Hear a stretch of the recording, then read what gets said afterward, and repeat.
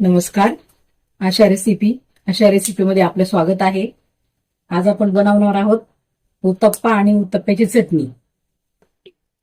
आता आपण चटणीला एवढं खोबरं बारीक करून घेतलंय, एवढी हिरवी मिरची कापून घेतली, एक कढीपत्त्याची पानं घेतली आणि 1 वाटी शेंगदाणे घेतली. आता हे शेंगदाणे आपण भाजून घेणार आहोत.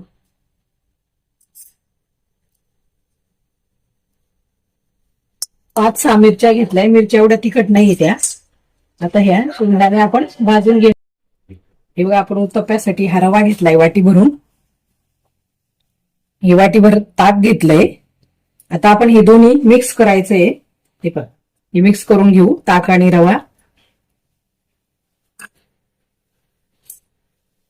ते असं थोडंसं हलवून घ्यायचं.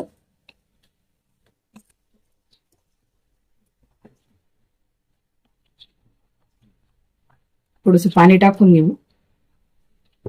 दही असेल तरी दही चालेल, ताकच पाहिजे असं काही नाही. ते असं मिक्स केलं. 15 मिनिटं आपण हे रव्याला आता भिजू देणार आहे. हे असं मिक्स करून घेतलं. आता हे 15 मिनिट आपण हे उत्तप्प्याचं झाकून ठेवू साईडला. तोपर्यंत आपण ही चटणी जी करणार आहोत त्याच्याबरोबर ही चटणीचं साहित्य आपण बारीक करून घेऊ. तोपर्यंत आता हे रव्याला भिजायला थोडा वेळ राहू देऊ आपण.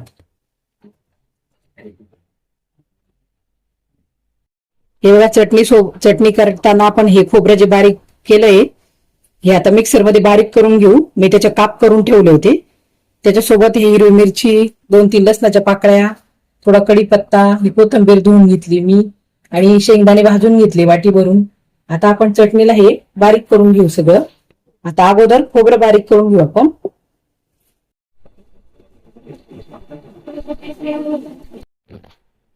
हे पहा, खोबरं थोडं बारीक झालंय. आता आपण शेंगदाणे टाकून घेऊ. आता हे जे शेंगदाणे आपण भाजले हे सगळे टाकून घेऊ.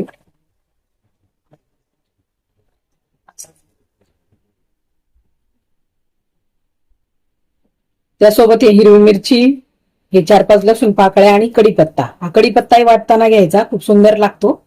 हे असं आपण सगळं त्यात टाकून दिलंय. आता बारीक करून घेऊ ते सगळं.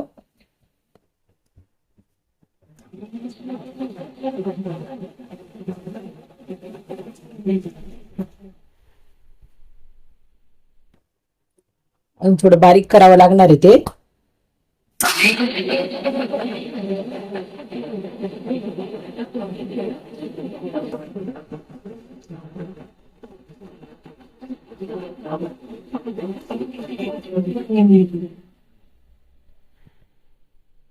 आता हे असं बारीक झालंय. आता शेवटी कोथिंबीर, धुतलेली कोथिंबीर आपण त्यात टाकून घेऊ आणि थोडस पाणी टाकून घेऊ त्यात.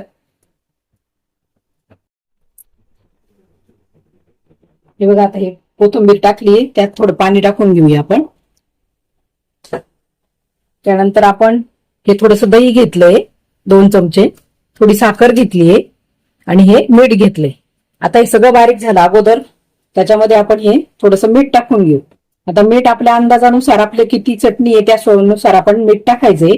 ही साखर 1 चमचा घेतलीये आणि हे दही 2 चमचे दही घेतलंय. हे बघा दही. हे दही आपण त्यात टाकून घेऊ. आता हे पुन्हा आपण बारीक करून घेऊ.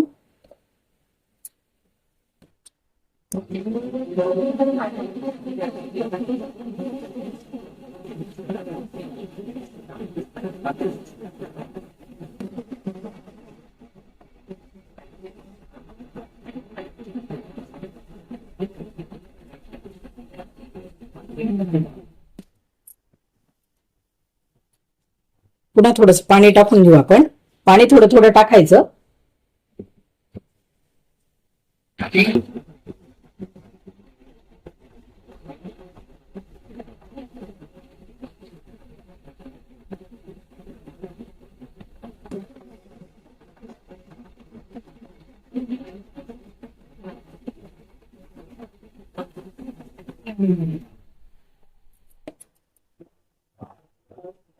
हे बघा, आता बारीक होतंय थोडस. हे बघा, आपण आता उत्तप्पे तयार करून घेऊया. तर गॅस तवा तापलाय आपला. गॅस बारीक केला मी आता. तर तव्यावर थोडं पाणी शिंपडायचंय आपल्याला. आपल्याला तवा थोडा थंड होतो. स्वच्छ कपड्याने आता ते पाणी असं पुसून घेतलंय मी. आता आपण हे जे बॅटर छान तयार झाले बघा, हे आता आपण तव्यावर टाकून घेऊ.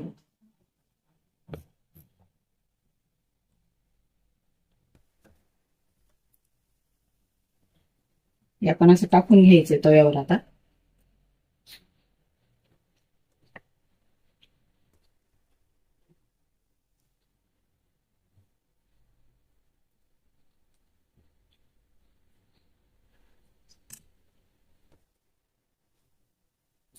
गॅस मी जोरात केलाय.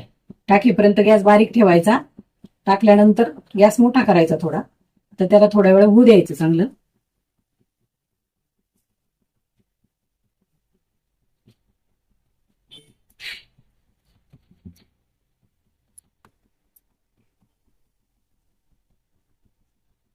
हे बघा त्याचा कलर बदललाय बघा आता. आता होतंय ते छान. तोपर्यंत आपण हे तेल थोडस लावून घ्यायचं वरती त्याला. तेल थोडं थोडं लावलं तरी चालतं.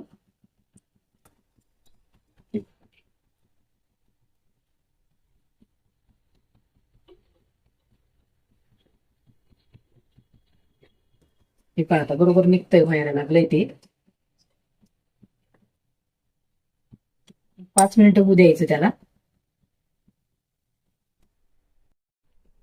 हे बघा आता हे बॅटर चांगलं असं मिक्स करून घ्यायचं. तोपर्यंत इकडे उत्तप्पा आपला झालाय.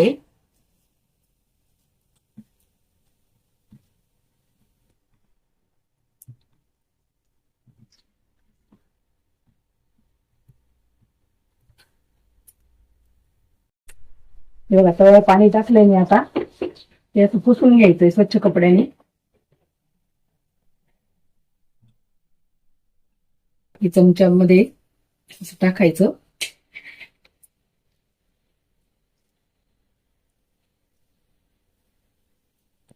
गॅस पुन्हा जोरात केलाय मी. टाकताना गॅस बारीक राहू द्यायचा, नंतर जोरात करायचा.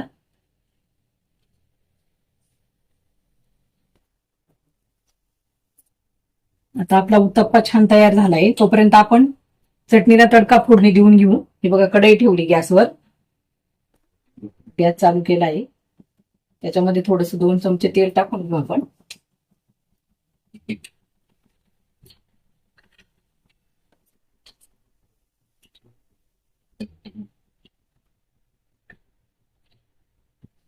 हे 2 चमचे तेल टाकले.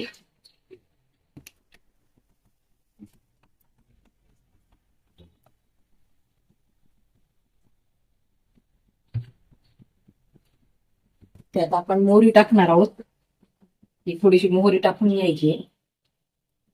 हे बघा अर्धा चमचा मी ही मोहरी टाकून घेतली. आता ती थोड्या वेळ तडतड आवाज आला की मग गॅस बंद करायचा आपल्याला.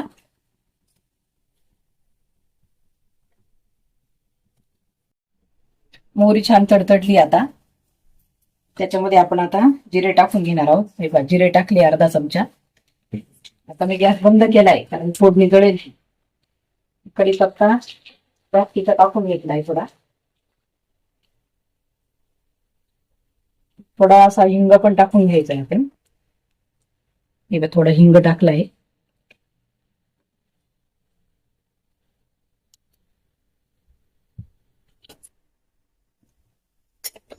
हे जे छान झालंय आता कढीपत्ता जिरा आणि मोहरी.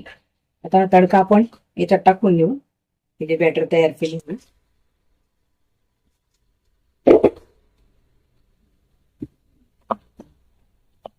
चटणी इतकी सुंदर तयार झाली आपली.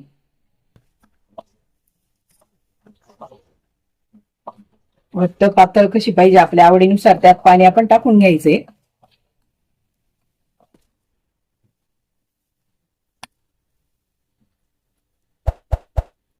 तेव्हा आपला रव्याचा उत्तप्पा तयार आहे. त्याच्यासोबत चटणी तयार आहे. खूप सुंदर लागतंय असं उत्तप्पा. तुम्ही करून बघा. चला तर मग भेटूया पुढच्या रेसिपीला. बाय.